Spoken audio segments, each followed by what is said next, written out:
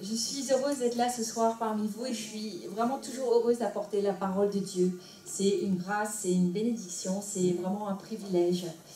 Ce soir, je voudrais vous partager quelque chose et c'est quelque chose qui nous parle, je veux dire, qui parle à tout, qui va vous parler, ça j'en suis sûre, c'est quelque chose de la vie de tous les jours. C'est les relations entre les parents et les enfants. Alors, c'est sur l'éducation, mais c'est plus particulièrement les relations parents-enfants. Et j'ai pris dans la parole de Dieu un verset, si vous voulez chercher dans vos Bibles, parce que c'est bien aussi, des fois, aller chercher dans sa Bible. Ça nous entraîne, parce que sinon, on ne prend jamais l'habitude de chercher, on ne sait pas l'Ancien, le Nouveau Testament, où ça se trouve.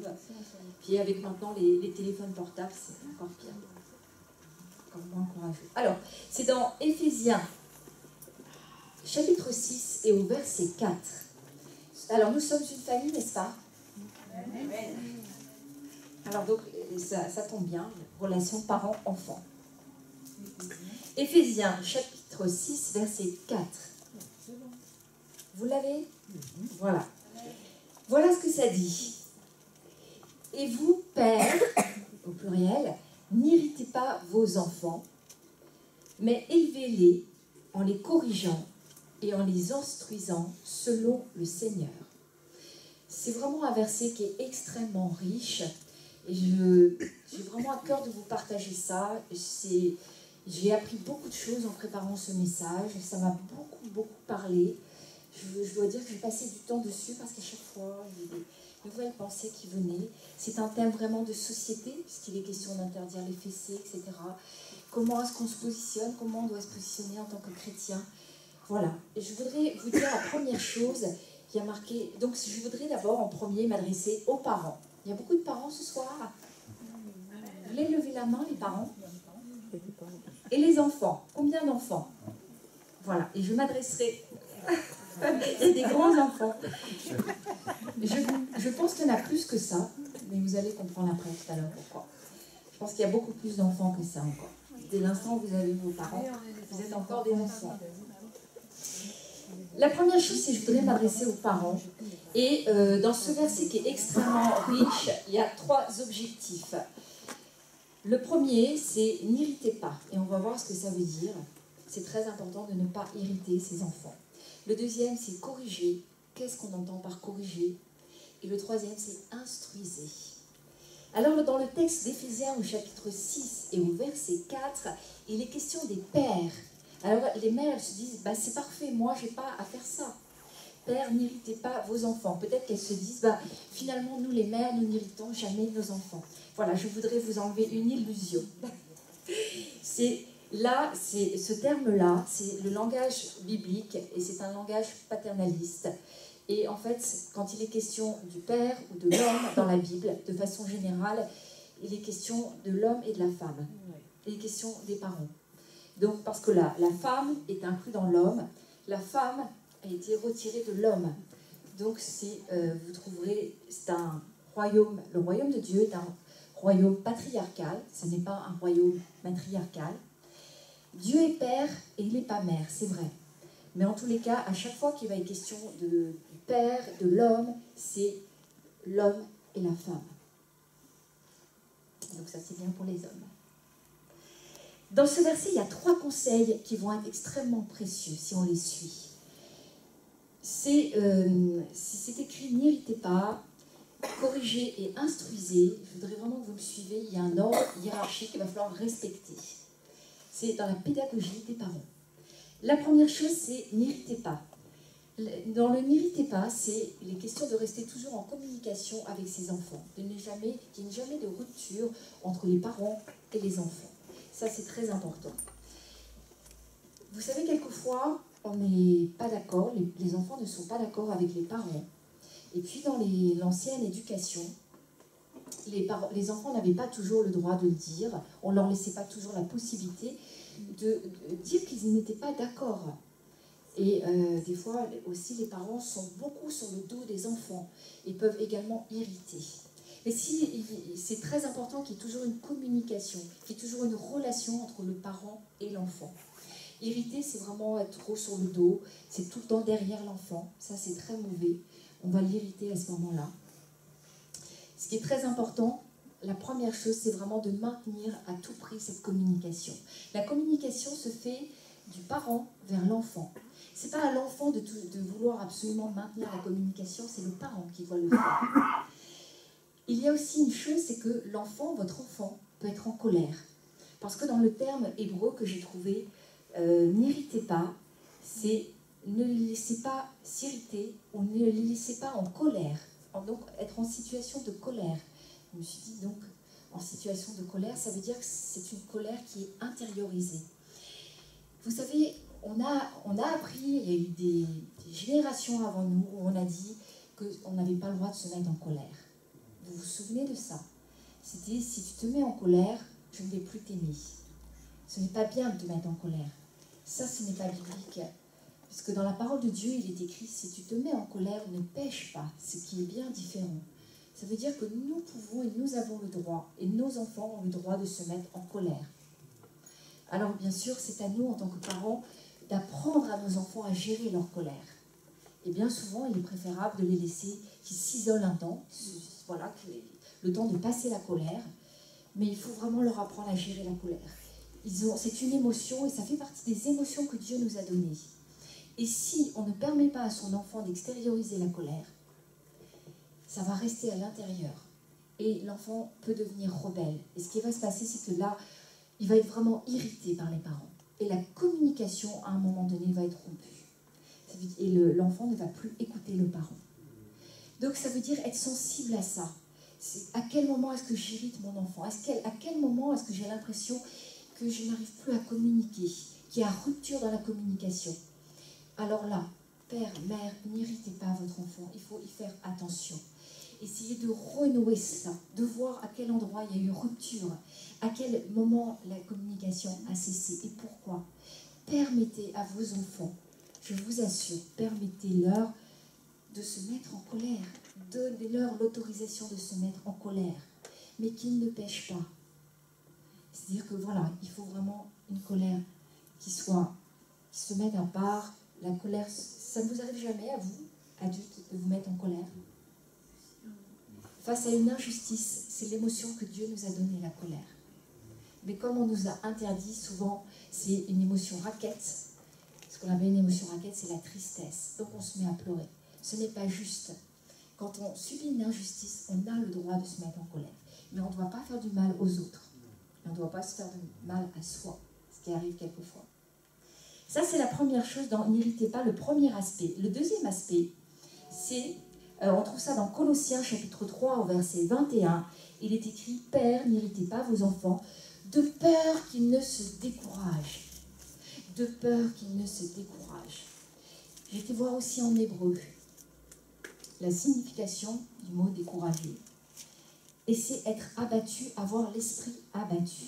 Ça veut dire que nous, parents, on peut, à force d'être trop sur le dos de nos enfants, à force de les embêter, à force... Ils peuvent avoir l'esprit abattu. On peut arriver à vraiment totalement les décourager. Et si on les décourage, ils ne vont plus avoir envie. Ça va faire des adultes qui n'auront plus confiance en eux, qui n'auront plus envie d'entreprendre. Je voudrais vous dire une chose, c'est qu'en France, nous sommes très... les parents, on n'encourage pas tellement nos enfants. On dit quand ça ne va pas, et on oublie de dire quand ça va bien. Et moi qui m'occupe de jeunes, je travaille beaucoup avec les jeunes, je vois qu'il y a des générations là, de gens, de jeunes et d'adultes, de jeunes adultes qui n'ont absolument pas confiance en eux. Parce que les parents leur ont dit à chaque fois que ça n'allait pas. Et vous savez que pour une parole négative, il faut 10 paroles positives pour contrebalancer. Alors ça, c'est quelque chose d'important. Nous ne soyons pas tout le temps systématiquement en train de leur dire ça ne va pas, ça ne va pas, ça ne va pas. Mais il faut leur dire quand ça va, quand ils font des choses et que ils font des bonnes choses et qu'ils réussissent. Il faut vraiment les encourager. Ayons à cœur, parce que quand l'esprit de l'enfant est abattu au-dedans de lui, il se passe quelque chose, c'est que vraiment il perd confiance en lui. Et ça fait des enfants et des jeunes adultes vraiment qui n'ont absolument plus confiance. Et après on se dit pourquoi ce Ce sont des gens qui n'ont pas de volonté, qui n'entreprennent pas. Parce qu'ils ont été découragés quand ils étaient jeunes par leurs parents. Donc ça, c'est le premier aspect. Donc vous êtes d'accord, ceux qui sont parents et qui ont encore des jeunes enfants, d'encourager, de coacher les enfants. C'est important. Les Américains le font, ça. Les Américains sont beaucoup plus encourageants vis-à-vis de leurs enfants. Mais nous, en France, on est très mauvais. La deuxième chose, il est question de corriger. Alors là, c'est plus délicat. Je fais attention à ce que je vais dire. J'ai aussi fait des recherches avant de vous donner ce message. Dans le terme corriger, le verset que je vous ai donné au départ, je vous le redis, et vous, pères, n'irritez pas vos enfants. Donc on a vu, première chose, ne pas les irriter, mais élevez-les en les corrigeant. Deuxième chose, les corriger. Alors j'ai trouvé deux termes différents en hébreu pour le mot corriger. Et je vais essayer d'être claire dans mes explications. Dans Éphésiens 6, 4, ce que je viens de vous lire, le terme employé en hébreu, c'est pédéia. C'est très intéressant le terme en lui-même, mais il est très très intéressant dans sa signification. Parce que ce terme-là, de corriger, il est très général, il est très large. Il est question de corriger, c'est-à-dire de donner des ordres. Il est question de donner des avertissements, des réprimandes, et, si ça ne marche pas, c'est comme ça que je l'ai interprété, des punitions. Et il est également question de brider certaines passions. C'est tout ça le mot corriger. Et il n'est absolument pas réducteur. Nous, on a souvent réduit le mot corriger à punir, châtiment. On va voir qu'il y a un deuxième terme, effectivement, qui veut dire châtiment et punition. Je vais vous en parler après. Mais ce terme-là, il est vraiment très global. C'est-à-dire, moi, j'y ai vu une progression. C'est Dieu, dans la psychologie, la pédagogie des parents, ce qu'il veut en premier, quand il est question de corriger l'enfant, c'est que, voilà, l'enfant, si je vais commencer par lui donner des ordres, je vais poser un cadre. Vous savez que les enfants ont besoin d'un cadre pour grandir, ils ont besoin de tuteurs, ils ont besoin d'interdits. Donc je donne des ordres, je donne des avertissements. Et puis si ça ne va pas, je vais réprimander. Et si ça ne va encore pas, eh ben, je vais punir. Mais c'est progressif. On agit comme ça, c'est progressif. Et puis brider certaines passions, je crois que ça c'est très important. Parce que les jeunes ont quelquefois des passions qui ne sont pas bonnes pour eux, qui vont être destructrices. Et nous, parents qui les connaissons et qui ont plus d'expérience, nous savons que ce n'est pas bon. On peut brider, et question de brider certaines passions. Ça, c'est le premier terme pour le mot corriger. Le deuxième, c'est moso. Je ne prononce pas bien l'hébreu, mais moso. Il est question là de châtiment et de correction et de discipline. Donc c'est plus dur là. Je vous le cite, il est dans Proverbes chapitre 13 au verset 24. Celui qui ménage sa verge est son fils, mais celui qui l'aime cherche à le corriger. On trouve ça également dans Proverbes 23, 13. N'épargne pas la correction à l'enfant. Si tu le frappes de la verge, il ne mourra point. C'est quelque chose peut-être qu'on a du mal à entendre, à lire. Et souvent on se dit, mais est-ce que Dieu veut que je frappe mon enfant? Est-ce que Dieu veut que je le punisse vraiment en le frappant? Alors j'ai été voir un petit peu ce que ça voulait dire. J'ai été voir notamment... Donc là, dans ces termes-là de correction, hein, châtiment, correction, punition. Donc c'est beaucoup plus dur. À chaque fois, dans ces deux proverbes, il est question de la verge. Et j'ai été voir qu'est-ce que c'était, qu'est-ce que ça voulait dire. Et là, en fait, le synonyme, c'est le bâton. C'est pas n'importe quel bâton, puisqu'il est question de l'équipement du berger. Vous savez, le berger, quand il est dans son troupeau, il a un bâton. Et ce bâton, c'est la marque, c'est le signe de l'autorité. Et je me suis dit, ah, donc en fait, c'est pas forcément c'est pas une arme, c'est pas quelque chose forcément pour taper, c'est vraiment la marque du signe de l'autorité. Et ça, c'est un très très important au niveau de la correction. Correction, quand un parent va devoir corriger, c'est qu'il va devoir marquer, mettre un signe d'autorité par rapport à l'enfant. Alors la verge, le bâton, ça, enfin il est question aussi dans le verset, et c'est très important, si tu le frappes de la verge, il ne mourra point. Celui qui ménage sa verge est son fils, mais celui qui l'aime cherche à le corriger. Je voudrais vous dire, frères et sœurs, que la correction, au niveau de la punition, ne va pas sans l'amour.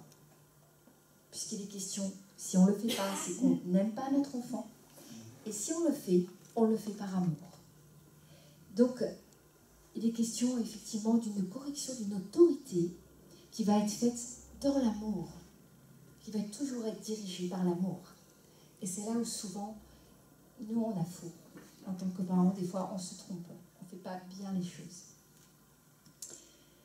C'est ce dit Shébet. Ce soir, je voudrais vous dire un peu d'hébreu. Voilà. C'est la verge. Shébet, c'est bâton. Ce qui est important aussi, c'est que c'est la main, et ça je pense que peut-être vous le savez pour ceux qui sont chrétiens depuis un certain temps, la main ne doit jamais frapper. Ça c'est très important. Vous savez, la main, c'est un symbole pour bénir. La main caresse, la main bénit, la main relève, la main porte, la main fait du bien, mais la main ne frappe pas, la main ne blesse pas. Et ça c'est très important. C'est pour ça que ce symbole, il est là. On ne doit jamais mettre la main sur un enfant, frapper un enfant avec la main. Ça, ce n'est pas biblique. Alors, je vous laisse la réflexion pour la fessée. Mais je continue. Si c'est fait avec amour, il n'y aura jamais de maltraitance. Si c'est fait dans l'amour, il n'y aura pas d'humiliation. Combien aussi d'enfants ont été humiliés par rapport aux corrections infligées par leurs parents? Ça n'est pas biblique. Ça n'est absolument pas biblique. Il n'y a pas de notion de blesser. Il n'y a pas vraiment absolument pas de notion d'humilier. Mais il y a une notion de redresser dans l'amour, de forger le caractère par amour pour l'enfant, parce qu'on lui veut du bien. Donc il faut qu'on ait soin de reprendre, de corriger. Vous savez, les enfants qu'on n'a pas corrigés, les enfants, aujourd'hui, on est un peu dans l'ère de l'enfant roi, c'est pour ça que je dis qu'on est en plein dans un sujet de société. L'enfant roi, c'est celui qui va prendre l'autorité. C'est-à-dire que c'est vraiment satanique. Je vous assure, c'est satanique. C'est-à-dire que Dieu a dit aux parents, vous devez avoir l'autorité. Et dans la génération dans laquelle nous vivons, c'est l'enfant qui prend l'autorité sur le parent.